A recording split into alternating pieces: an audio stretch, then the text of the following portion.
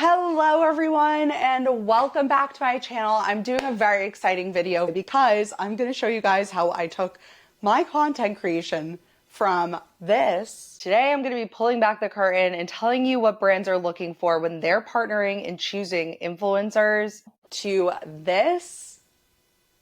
And I'm also going to be telling you the secrets on how to create content on a budget. And if you're going to be investing in creating content, where you actually should start. This doesn't just happen overnight, and I do not advise going out and getting this high production setup ever unless you are ready to commit and you know you are. Even then, don't just do it all up front, okay? Hear me out. I'm going to give you the tips. Welcome to Let's Talk Social. I'm Anna Picard. I am a brand social media expert. I've worked in social for a very long time for giant brands, and I have 200,000 followers myself. So I've been in your shoes. Whether you are just starting out or you have millions of followers, I am here to give you my tips and tricks. So let's dive into the video and let's talk about content creation and setup and where you really should start.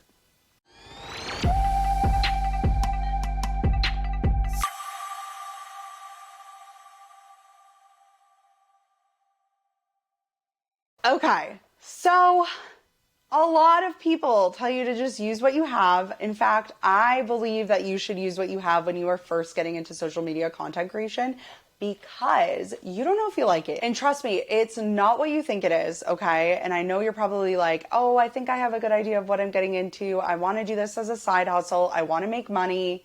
Here's the thing, until you are creating content and you really know what you're getting yourself into, it is only then when you will know exactly what you want to upgrade, okay? Mobile phones have come such a long way, and I'm actually going to insert a clip right here that you can actually see of me testing out this setup on my iPhone with just some simple lighting tricks. So if you are going to invest in anything to get yourself started and you're like, what should I get?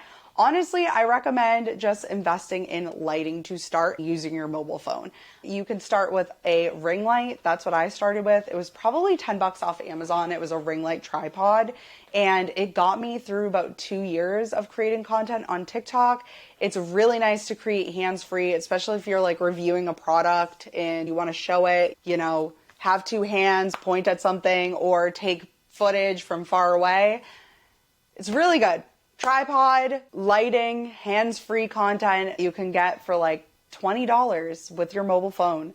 Just test it out and then go from there, right? Depending on what platform you're creating content on, you may never need to upgrade to a more professional camera, okay?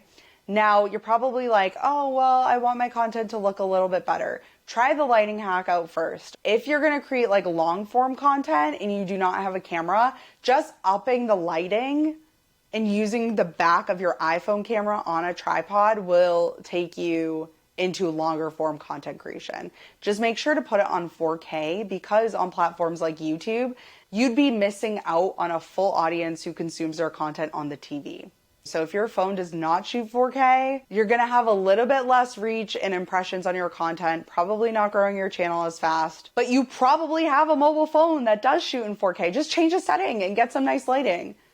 Now, what type of lighting should you get? Like I said, ring light is a really good option. Another good option is a panel light. So this is a light that's actually on the side of me. So you can see my studio light will only light up one side of my face on this side. A really good like professional lighting hack is to use a 3-light setting. So one kind of like on your face at like 45 degrees here from my camera. So my camera's right here. My light is at 45 degrees. I use my LED light that I use on my mobile phone on the go to kind of light up this side of my face, but not overpower it like this side is. This is like my true light. And then in back of me, I have this lamp from a company called Govee. So you can actually see it. I will turn it. It is an LED lamp that I shine over here to give a background light. And this separates me from the background. And honestly, like you could completely replicate this entire setup with an iPhone or an iPad or whatever you have that shoots in 4K for YouTube. TikTok, for example, any of these short form content platforms, You literally are better off just hopping on a trend as it goes and creating content as quickly as you can. That's kind of the name of the game.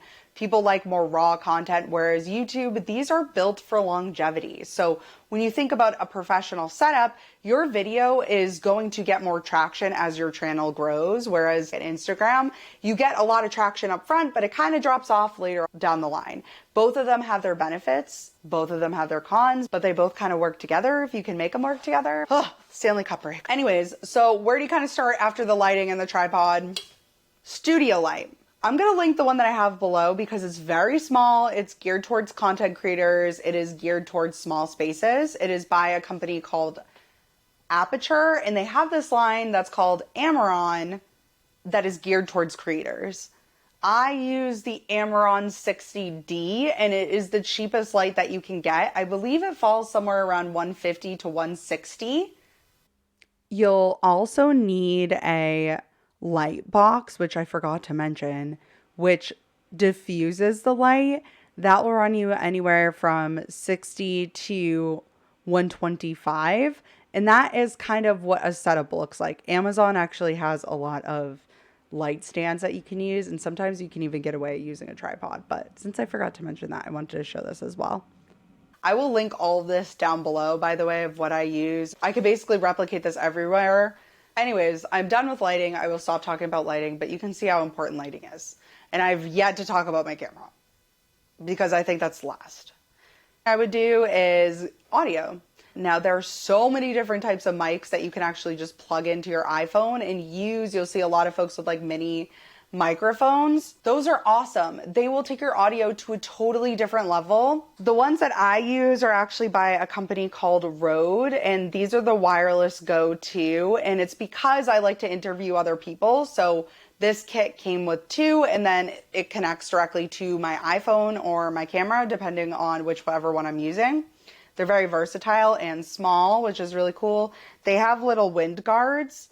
If I'm creating outside or anything like that, I could just snap these little dudes on. They work really good with my camera and my iPhone, which is what I love. Their battery life is phenomenal. And yeah, they're wireless. Super easy to set up too. It's like one and done kind of situation. And I'm all about less complicated stuff. So big fan of this. And that was a recent investment of mine. If I could go back and actually figure out what I wanted to invest in, it would definitely be tripod, light, microphone, camera.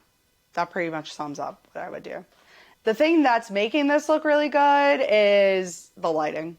It's not even my camera. Yes, my camera is really good. So what camera do I use? Let's get into that because that is a big portion of why I look really sharp, but it's not the camera itself, okay? It is the lens. And for any camera setup that you get, it's never going to be the camera that makes it look really good. It's the settings that you use in the lens. And people don't believe me, but I swear on my life, if you go out and buy this camera that I'm about to tell you, it is not going to look like this off the bat. And it's mainly because I've had this. I've been doing photography for like 10 years and I've mastered the settings and I invested in a very high quality lens. Your lens is more important than the actual camera body itself. So I use the Sony a7 IV. A lot of content creators use the Sony a7 IV. It is probably the most viral camera that you'll hear. And the reason why is because it's really good at taking photos and it's really good at doing video. I just started getting into video on this, but when I bought it, I went for the a7 IV model versus like the a7C or the R because I knew I wanted to be able to do both pretty equally well. Like for example, take photos for my Instagram and then also take YouTube footage. So the a7 IV was a great social media option that could do both really well. The lens that I'm using is the Sony G Master f1.4 35 prime lens. Now I decided and through trial and error that I don't like zoom lenses and I'm a prime girl through and through. So everything that I'm shooting right now is at f1.4 aperture and that's what gives that like really blurry background in back of me. Now the lens itself costs half the price of my camera body and it took me a really long time to invest in a nice lens. I started out with the kit lens and I can tell you it did not look like this. So if you go out and buy the Sony a7 IV, you're almost better off getting like the Sony a7 III and a really nice f2.8 or below lens if you really want this like bokeh pretty looking background. I prefer 35 millimeters on a full frame camera. That is my preference, and it is my favorite look for photography for families. It is my favorite look for my videos and just my personal shooting. This has been my favorite focal length, so I feel no need to get any other lens. This is what I'll be using through and through. It is my favorite. Now, there is a difference in cameras that you can get. I honestly suggest getting an APS-C sensor to start. I got a kit off of Amazon with a telephoto lens and a pretty decent mid-range zoom lens that came with it. Sony's flagship APS-C sensor camera. Basically, you can get the same looks with them. They're just a crop sensor. So they have a smaller sensor area, which typically means that they're not that great in low light situations, but they honestly can be.